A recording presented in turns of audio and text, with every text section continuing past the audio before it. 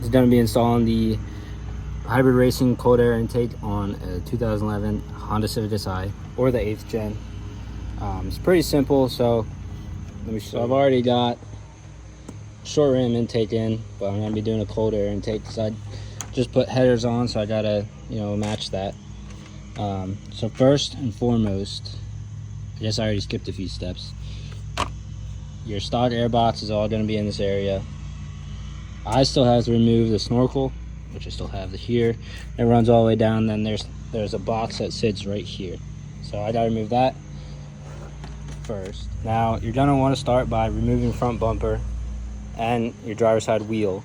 All right, so we're going to have one clip here, one clip here, and there's going to be this one here, and like I said on the other side, this one here, and that's going to remove the top piece. You want to take this piece off. So there's going to be a 5mm, I believe it is, Allen bolt that goes in here. It holds the grill on. There's going to be 2 on each side. Mine is missing. Okay, it's broken off, so this thing's flimsy.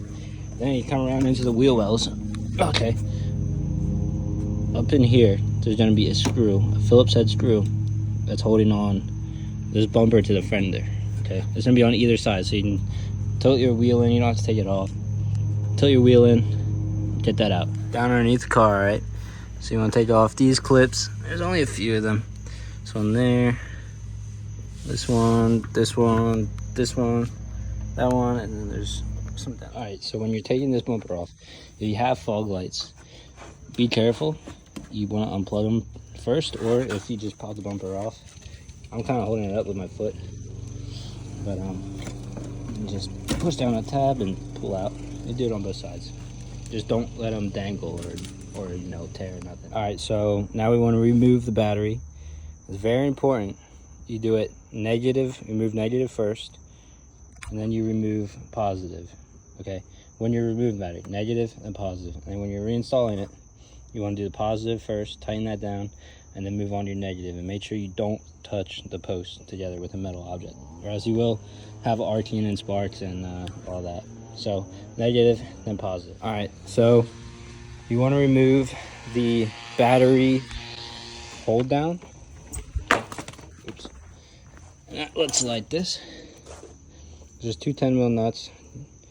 Get a deep socket. You only really need to remove one, and then it'll just fold over and you can pull the rest out.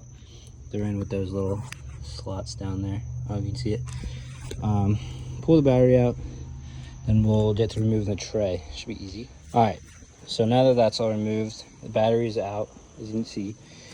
You want to remove this tray. So there's, let's see, 1 10mm, 2. You remove this bracket too, because we don't need the snorkel. And then I believe there's 2 down below it, 2 10mm bolts. Kind of got a feel for them. You can't really see them. You see them? Actually, you can see them down there. Yep. So take those out. It should come out. Make sure you save the hardware, of course. All right, so the reason I had to remove the front bumper, of course, is because of the snorkel still sticks up. Comes out right here. Goes down into a box and then out here up into the air box. But won't fit. The battery relocation won't fit with this in the way. So on the side here we got a few bolts. Pretty easy. So what we're gonna be doing, we have this down here. You see it? Yep. So this wire goes to the sensor, plugs in here. Yank that out because that's gonna be in the way of the battery tray. And we have a ground. It's supposed to go on. I don't know if you can see it here. Unbolt that. Should be putting that to the other side. So let's get to it.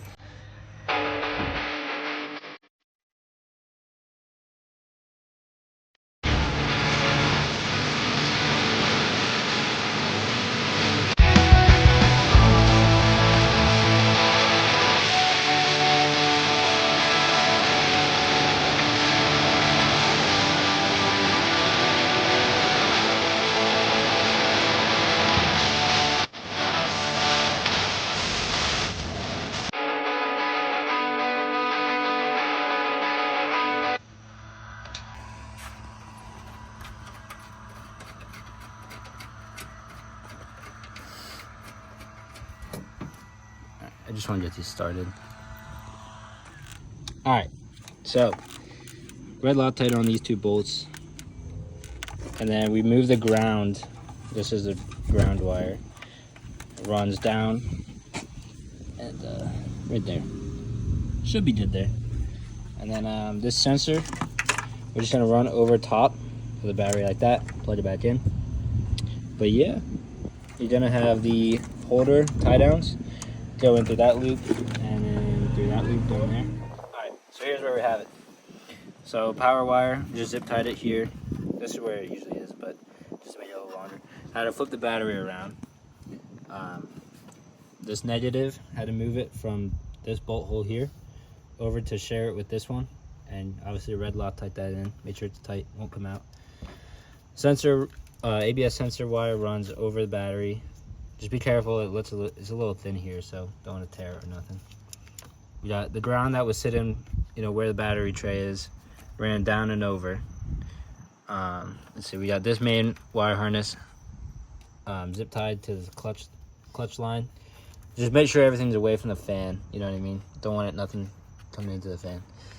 And then, yeah, battery tie downs on, nice and tight, everything's good.